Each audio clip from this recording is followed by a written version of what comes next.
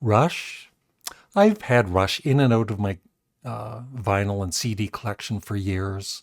It's just whenever I buy an album by them, I enjoy it, but then I just don't listen to it. It just kind of sits in my collection. So that's why I don't have any Rush. But they are seriously one of the most talented rock bands ever.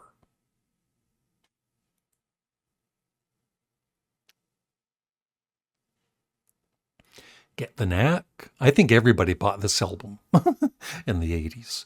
Yeah, it was a good album. I never did buy the follow up, but I think they were a pretty underrated band.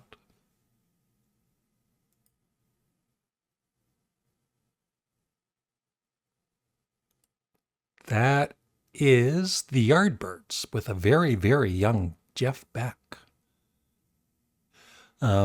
Yeah, the only one, Little Games. I remember buying Little Games from a cutout bin and being really disappointed in it. It was, I guess, the Yardbirds trying to be a little more commercial or whatever, but I didn't really care for the album.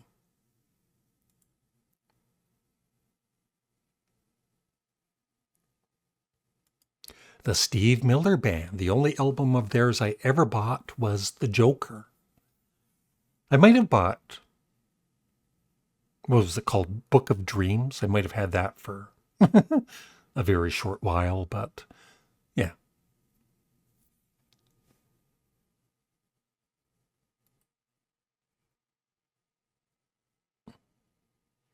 James Taylor. I was on a James Taylor uh, kick for maybe about a year or two.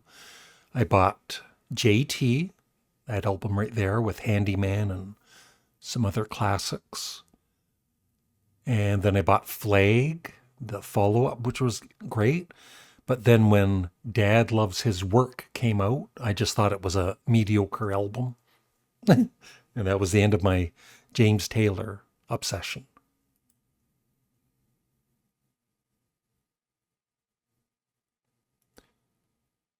Metallica, yeah, I bought the Black Album. Uh, and then some of the more recent albums, I would, when they came out, I would get kind of excited and buy them. And then just not, I would think they're okay, but I wouldn't keep them in my collection. Now, I do have Metallica with Lou Reed, the Lulu album, but that's separate from Metallica.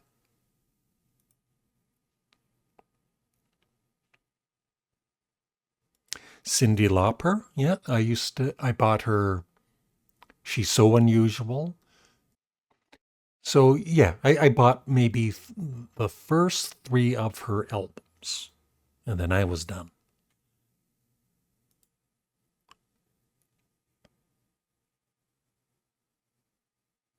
The Grateful Dead, the only album I ever bought of theirs was their second, Anthem of the Sun. I got it in a cutout bin in the very probably late 60s, early 70s. And I thought it was kind of a weird album, but I did kind of enjoy it.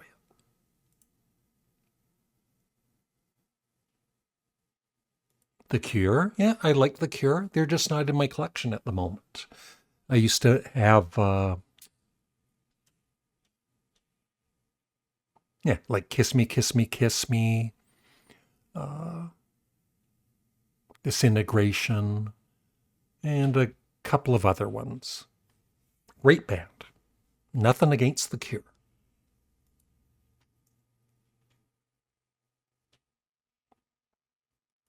Michael Jackson, I bought Thriller and Dangerous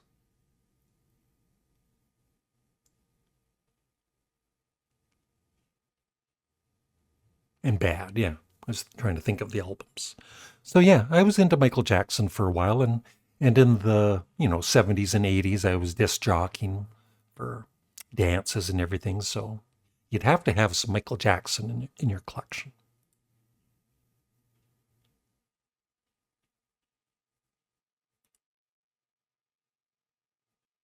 Do you know who that is? That's right. It's Lena Lovitch. Yeah, I bought her first album, Stateless, and then I think I might have bought her follow-up album. I don't remember it very well though. And yeah, and I recently kind of checked her out on Spotify, and it's still, I still enjoy the music.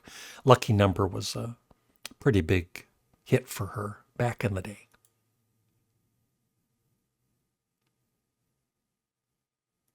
Emerson, Lake and Palmer. Yeah. I had pictures at an exhibition, which I thought was kind of weird.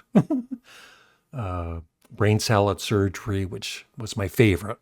I was kind of into them for a little bit, and then by the time of Love Beach, I was out.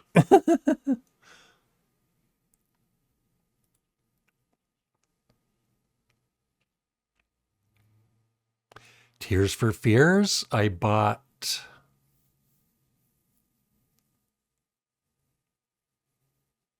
Yeah, the album with Shout and Everybody Wants to Rule the World.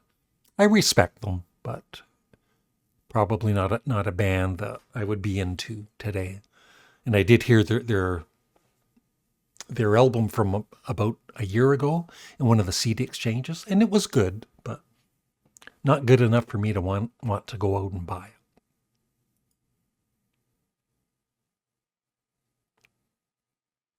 Bruce, yeah. Uh, First one I bought was Born to Run, Darkness on the Edge of Town, The River, is 5 LP live set. I bought that. My favorite is probably uh,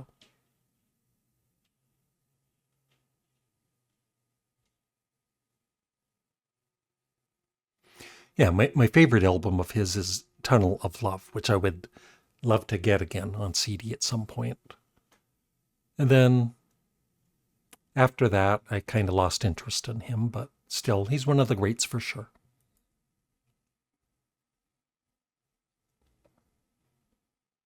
Heart, they were okay. They just went a little too poppy for me in the 80s, but I did like, Dreamboat Annie and Heart and Butterfly. I remember having on vinyl. That was a good album. We're almost done. Van Halen. The only Van Halen I ever bought was their debut, which is one of the great, one of the best debut albums ever. But after that, I kind of lost interest in them, although I love, some of their songs like Panama and Jump. They're fun songs. Eminem. Yes, I had, I think, Encore and the album before that, or the one after it. So yeah, it's just that rap music isn't my favorite genre of music, but I did like a little bit of the rap music.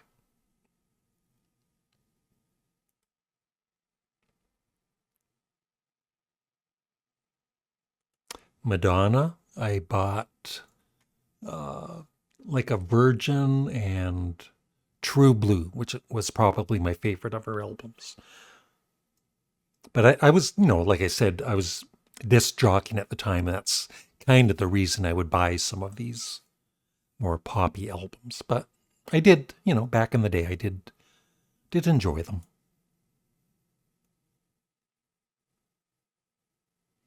The Everly Brothers, the only Everly Brothers album I ever had was EB 84, that which was their reunion album, and Paul wrote the song On the Wings of a Nightingale for them, and I love that song. It's kind of a forgotten Paul McCartney classic, or Everly Brothers classic.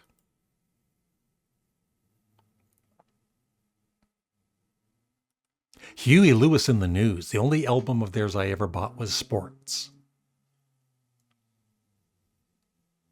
Not really a fan.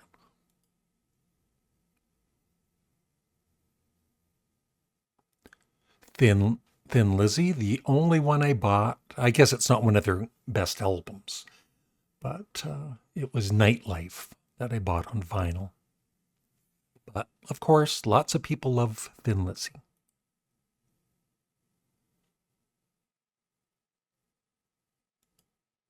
Blondie, I had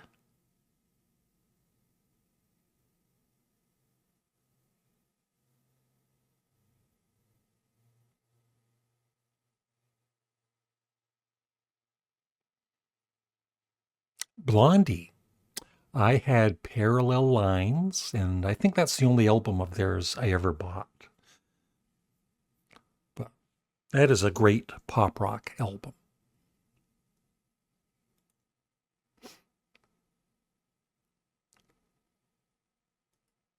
The Go-Go's. I bought their first album and enjoyed it. Yeah. REM. Very good band.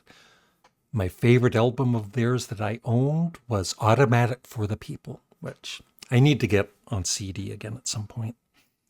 But after that, I never really paid too much attention to them. But, I did like some of their radio hits.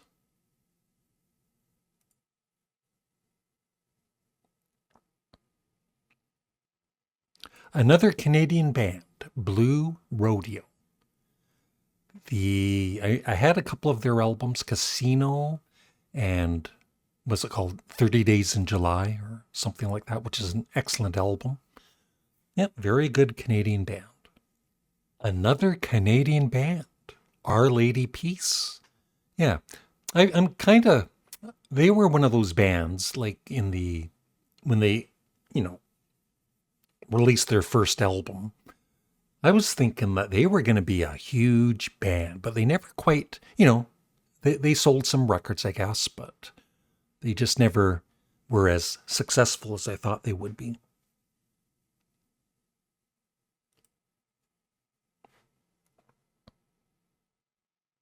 Peter Frampton, I bought, of course, everybody bought Frampton Comes Alive, and then I sadly bought the follow-up album, I'm in You. But he is a great guitarist, and I love his work with Humble Pie. Almost done. Santana. I had the first 3 Santana albums which I enjoyed, and I did buy one of their later albums. Came out maybe 12 years ago with a lot of the original members, and I just thought it was kind of not very good, so I wasn't impressed with it.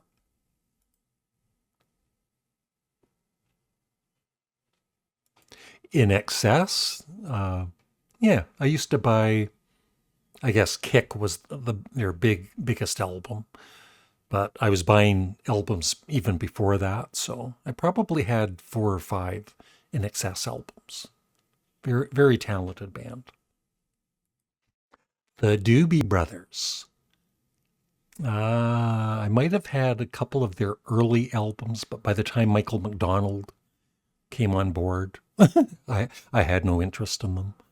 But I do like the early Doobie Brothers. And the final one is another Canadian band. Bare Naked Ladies. I bought their first album, Gordon, which was a huge hit here in Canada. And yeah, they had quite a bit of success worldwide. And good band. Of course, Stephen Page is no longer in the band, which is kind of sad, but I guess they're still making music. And that is about it. Yeah, Gordon, it was a really good debut album by them. And that is it. I would love your thoughts on some of these artists I've shown. And let me know which ones you like and which ones you don't like. Thank you for watching. Have a great day. Bye.